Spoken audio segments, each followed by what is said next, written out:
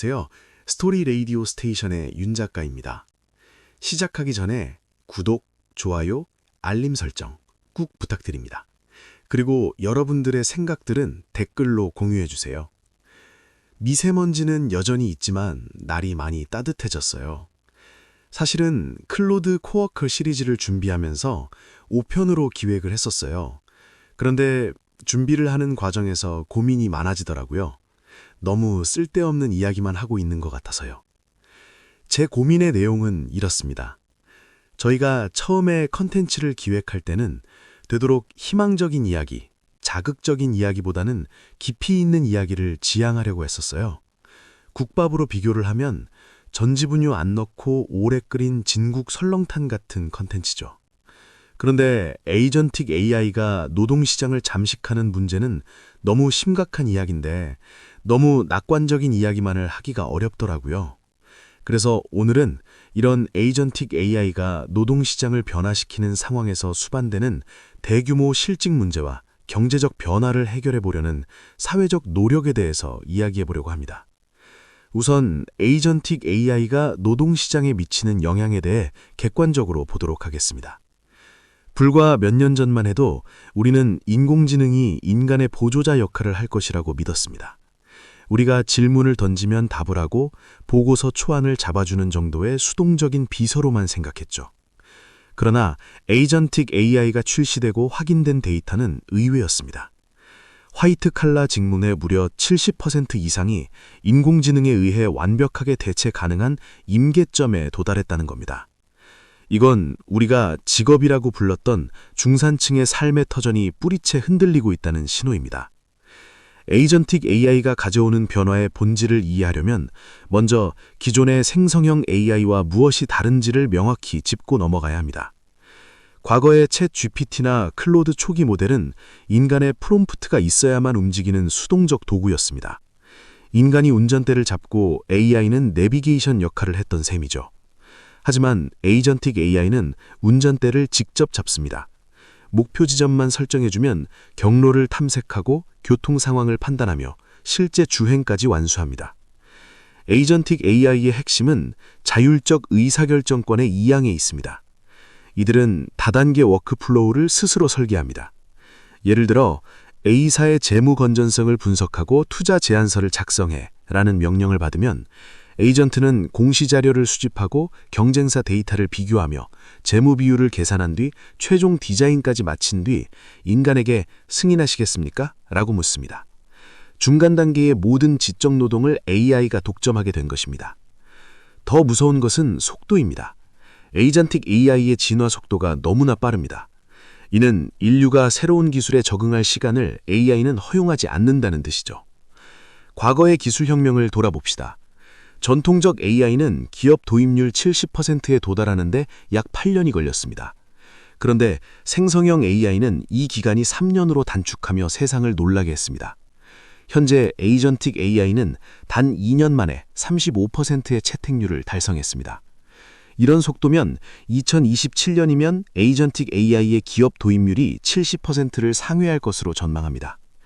이것이 의미하는 바는 명확합니다. 노동시장이 변화를 감지하고 인력을 재교육하거나 교육 시스템이 이에 대응할 최소한의 골든타임을 이미 놓쳤을 가능성이 크다는 것입니다. 이번 에이전틱 쇼크의 가장 잔인한 지점은 그 공격의 화살이 우리 사회의 허리인 고숙련 화이트 칼라를 향하고 있다는 점입니다.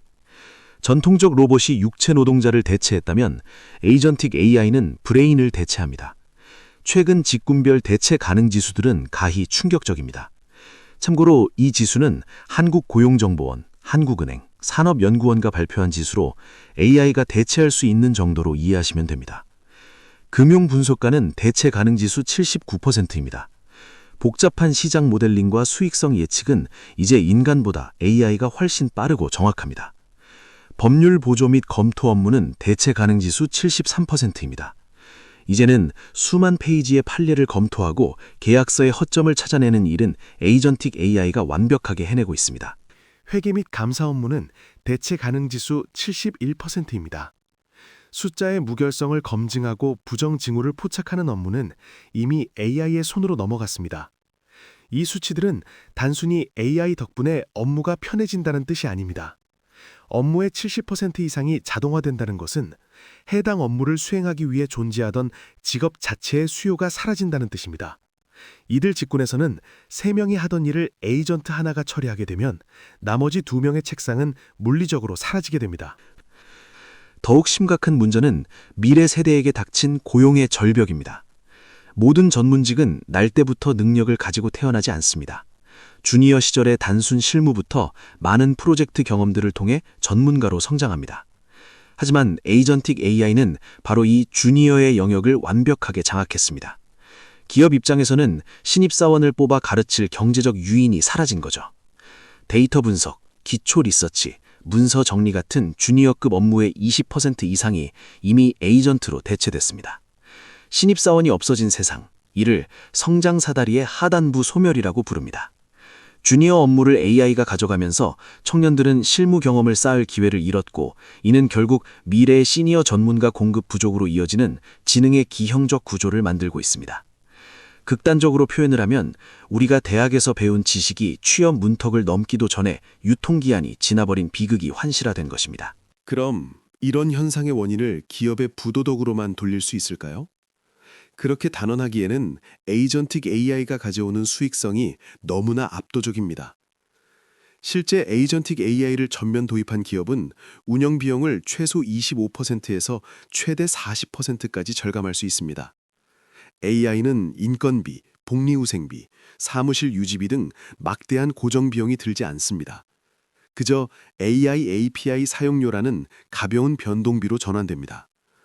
하지만 이 달콤한 유혹 뒤에는 독배가 숨겨져 있습니다. 기업이 비용을 줄이기 위해 노동자를 해고하면 시장에서 물건을 사줄 소비자도 함께 사라지기 때문입니다. 바로 수요 공백의 역설입니다. 생산성은 하늘을 찌르는데 그 물건을 살 사람이 없는 세상.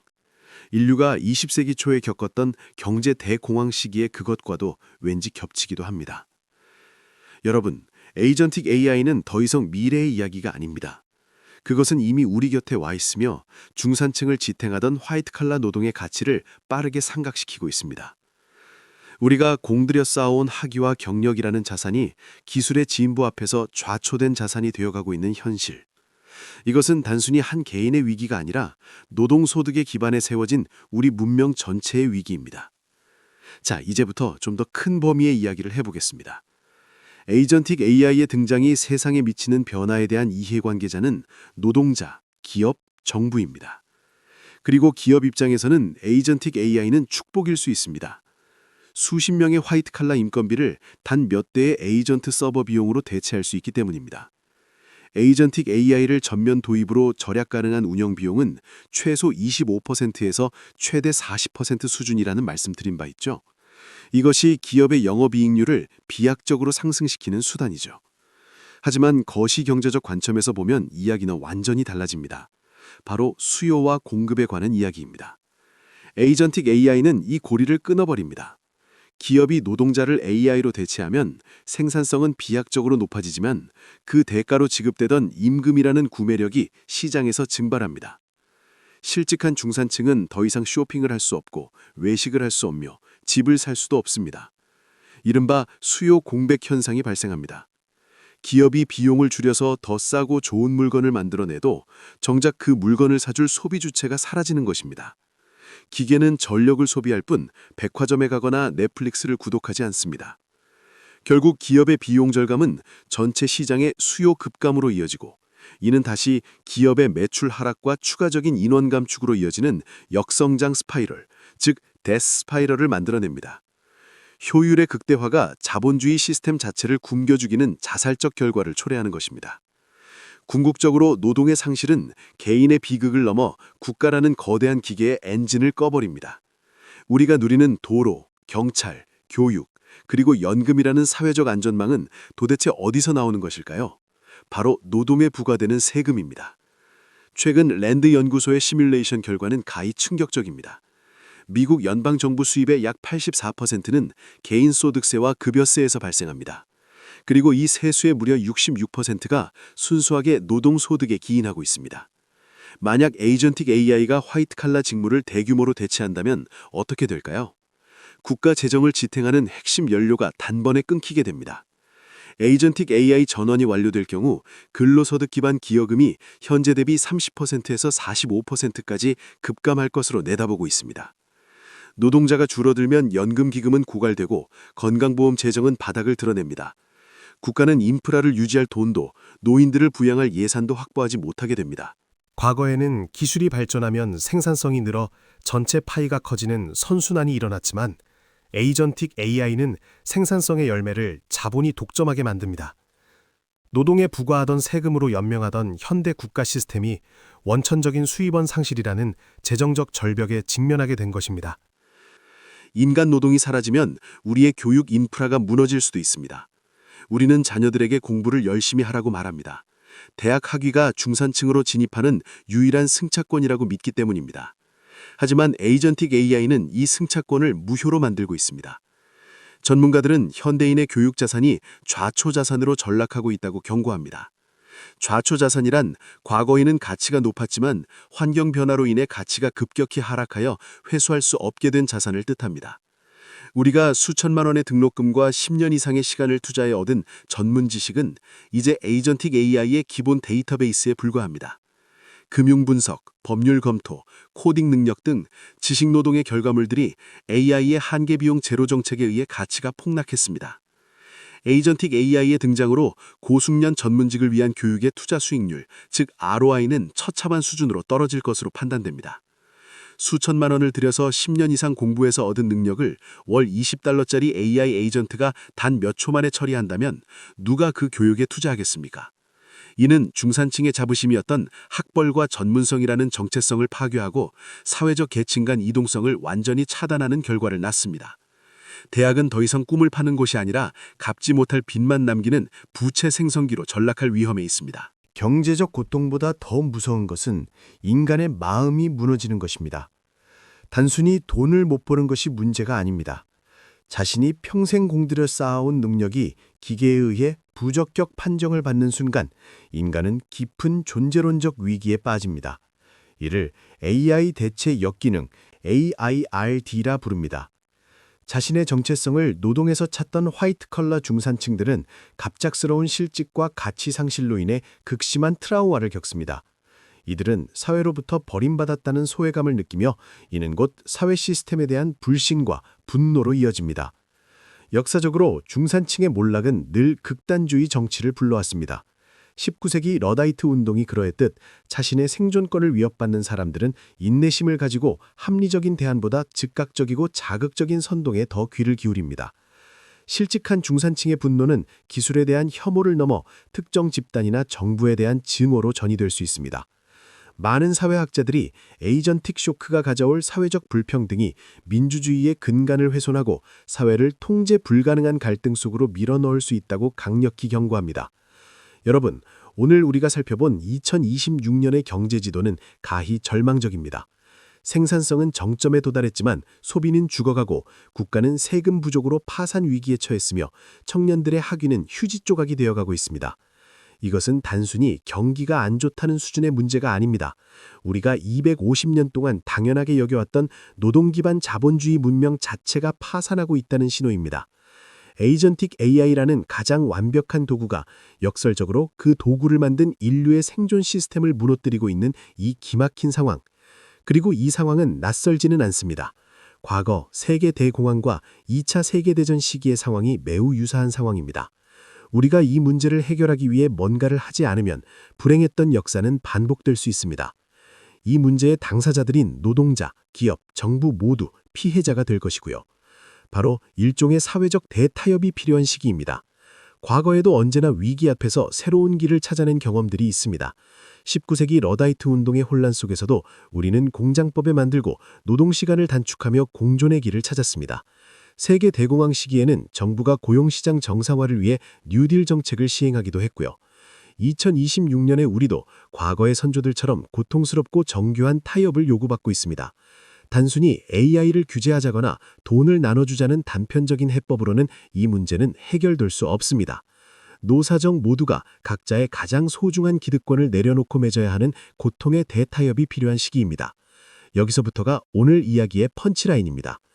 에이전틱 AI가 초래하는 대규모 실직과 국가 재정 및 경제 붕괴의 위기를 해결하기 위해 많은 이들이 내놓는 대책들에 대해 이야기해 보겠습니다. 가장 먼저 나온 이야기는 노동의 분배입니다. 일자리가 사라지는 시대에 남은 노동을 어떻게 나눌 것인가에 대한 문제입니다. 1982년 네덜란드는 극심한 경제 위기 속에서 바세나르 협약을 체결합니다. 당시 네덜란드 노사정은 노동계의 임금 억제와 기업의 고용 유지, 그리고 정부의 노동시간 단축을 맞바꾸며 경제 회생을 이뤄낸 바 있습니다. 에이전틱 AI가 줄여버린 일자리 충격을 조금이라도 줄이기 위해 바세나르 협약 2.0에 대해 우리 모두가 이야기해야 합니다. 에이전틱 AI로 인해 업무량이 급감했을 때 한 명을 해고하는 대신 2명의 고용을 유지하며 업무 시간과 임금을 줄이는 방식입니다. 다만 여기에는 매우 고통스러운 조건이 붙습니다. 여러 연구소들의 시뮬레이션 결과에 따르면 에이전틱 AI의 생산성을 상쇄하며 고용을 유지하기 위해서는 임금의 30%에서 최대 50%까지의 삭감을 노동계가 수용해야 합니다. 이 말의 뜻은 중산층이 누려왔던 소비 수준과 라이프 스타일을 절반으로 줄여야 한다는 뜻입니다. 하지만 나 혼자 고액연봉을 받다 해고당하느냐, 아니면 절반의 임금이라도 받으며 동료와 함께 생존하느냐의 기로에서 잡쉐어링은 붕괴하는 중산층을 지탱할 수 있는 최소한의 방어선이 될 것입니다. 노동계가 임금을 양보한다면 기업과 자본은 무엇을 내놓아야 할까요? 여기서 등장하는 핵심 개념이 바로 로봇세, 더 정확히는 자율자본에 대한 지능 과세입니다. 미국 미주리대학 법학부의 데이비드 가마지 교수는 에이전틱 AI 시대를 위한 파격적인 조세 모델을 제시했습니다. 그는 노동소득에 부과하던 세금을 AI 에이전트가 창출하는 이윤으로 강제 이전해야 한다고 주장합니다. 가마지 교수의 논리를 바탕으로 노동자를 AI로 대체한 기업에 대해 최소 56% 수준의 로봇 소득세를 부과하는 방안을 검토해야 한다고 강조합니다. 이는 기업 입장에서 AI 도입으로 얻는 비용 절감 효과의 상당 부분을 국가에 반납하라는 뜻입니다. 그러나 기업들은 혁신을 가로막는 징벌적 과세라고 반발할지도 모르겠지만 소비자가 사라진 시장에서 기업이 살아남기 위해서는 이 세금이 시장의 구매력을 유지하는 인공호흡기 역할을 한다는 사실을 인정해야 합니다. 적어도 대규모 실직 인력들이 직군 재배치를 완료하기까지는 인공호흡기를 달고 있어야 경제 붕괴가 오지 않습니다. 이렇게 거친 세금은 어디로 가야 할까요? 많은 이들이 국가 주권 AI 펀드 설립을 이야기하기 시작했습니다. 노르웨이가 북해의 석유 개발을 통해 얻게 된 석유 자본을 국부 펀드로 관리하듯 국가가 AI라는 무형의 지능 자본을 적극 활용해서 발생하는 이익을 국가 차원에서 관리하는 것입니다. 이 펀드는 모든 국민들에게 매달 일정한 지능 배당을 지급하는 재원이 됩니다. 이것은 실직자를 위한 단순 복지가 아닙니다. 생산성만 남고 구매력이 사라진 경제체제에서 돈을 순항시켜 자본주의의 엔진을 계속 돌리게 만드는 필수적인 경제장치입니다. 노동과 자본의 타협은 사실 문제 해결을 위한 시간을 버는 조치에 불과합니다. 이제부터 가장 어려운 일은 정부가 수행해야 합니다. 바로 화이트 칼라 실직자들을 AI가 대체할 수 없는 직군으로 이동시키는 대규모 직군 재배치 정책입니다. 정부는 대규모 공공 프로젝트를 통해 실직자들을 재배치하면서 고용시장을 안정화시켜야 합니다. 인력 재배치를 위한 공공 프로젝트의 대표적인 예시들은 다음과 같습니다. 돌봄 및 정서 노동 서비스 확대, 급격한 고령화 사회에서 인간을 온기가 필수적인 간병, 보육, 심리상담 영역, 인프라 및 환경 복구, 노후화된 도시 인프라를 정비하고 기후 위기에 대응하는 물리적 복구 노동, 첨단 스마트 농업, 식량 안보를 위해 인간의 정교한 관리와 기계가 닿지 않는 농업 현장, 에이전틱 AI 관리 감독 업무 직군 확대, 무제한의 권한을 이양받고 책임은 지지 않는 AI를 보다 안전하게 사용할 수 있도록 관리하고 책임지고 감독하는 직군들을 새로이 확대. 이외에도 많은 정책적 아이디어들이 필요합니다. 여기서 많은 사회학자들이 정부가 공공 프로젝트를 입안하는 과정에서 온정적 권위주의라는 도발적인 개념을 제시합니다. 온정적 권위주의는 전통적 기술적 권위주의의 반대말이라고 생각하시면 됩니다. 상처받은 개인들에게 삶의 의미를 부여하는 방식의 정책 집행을 하라는 말입니다. 이것은 단순히 일을 시키기 위함이 아닙니다. 노동에서 정체성을 찾던 인간이 사회적으로 고립되어 자살하거나 범죄에 빠지는 것을 막기 위한 심리적 안전망입니다. 사회의 구성원으로서 내가 어딘가에 기여하고 있다는 소속감을 강제적으로라도 부여하여 사회의 해체를 막겠다는 국가의 결단이 필요하다는 뜻입니다. 이를테면 정부가 실직자에게 기계적으로 기본소득을 주는 것이 아니라 의무적인 공동체 기여 활동을 조건으로 급여를 지급하는 것입니다. 마지막으로 우리는 기존의 유무형의 인프라를 다시 지어야 합니다. 바로 교육과 심리입니다. 앞서 언급한 AI 대체 역기능 AIRD는 AI 시대의 가장 무서운 전염병이 될 것이라고 우려가 됩니다. 자신의 능력이 기계에 의해 부정당했다는 트라우마를 겪는 전 세계 중산층을 위해 국가는 대규모 심리치유 인프라를 구축해야 합니다. 노동이 아닌 창작, 봉사, 철학적 탐구 등 인간의 존재 이유를 찾는 새로운 사회교육이 필요합니다. 또한 현재의 4년제 대학 시스템은 좌초자산이 된 학위만을 양산하고 있을 가능성이 큽니다. 이에 대학들이 과감히 연구 중심 지위를 내려놓고 AI와 공존하는 실무 기술이나 AI가 할 수 없는 정성적 가치를 가르치는 평생 교육 및 재훈련센터로 변모해야 한다는 의견들도 나오고 있습니다. 과거의 교육은 지식의 축적이었다면 미래의 교육은 새로운 시대의 지능의 재정의와 인간적 가치의 발견으로 완전히 재정의되어야 합니다. 우리가 지금까지 살펴본 대안들은 완벽하지도 달콤하지 않습니다. 고육지책으로 노동계는 임금을 깎아야 하고 기업은 막대한 세금을 내야 하며 때로는 지식 노동자의 자존심을 버리고 육체적인 현장으로 돌아가야 할지도 모릅니다.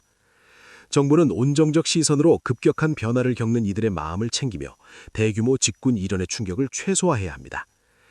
하지만 이것이 세계 석학 및 전문가라는 사람들이 제시한 그나마의 대책입니다. 어쩌면 에이전틱 AI라는 거대한 불꽃은 우리 문명이라는 낡은 집을 태우고 있을지도 모릅니다. 그 결과물이 재만 남은 폐허일지, 낡은 집이 무너진 공허에 새로운 궁궐 같은 집이 지어질지는 아직은 알 수 없습니다. 어떤 석학은 이렇게 말했습니다. 가장 위험한 것은 기술이 아니라 변하지 않으려는 인간의 탐욕이다. 노동이 급격히 사라지는 시대, 우리가 지킬 것은 우리의 일자리가 아니라 가진 것들을 나누며 우리의 존엄을 지켜야 할지도 모릅니다. 스토리 라디오 스테이션, 에이전틱 쇼크를 넘어 인류가 만들어낼 새로운 대타협의 시대를 응원하며 이 시리즈를 마칩니다. 지금까지 윤 작가였습니다. 긴 시간 함께해 주셔서 진심으로 고맙습니다. 끝으로 구독, 좋아요, 알림 설정 잊지 마세요. 안녕!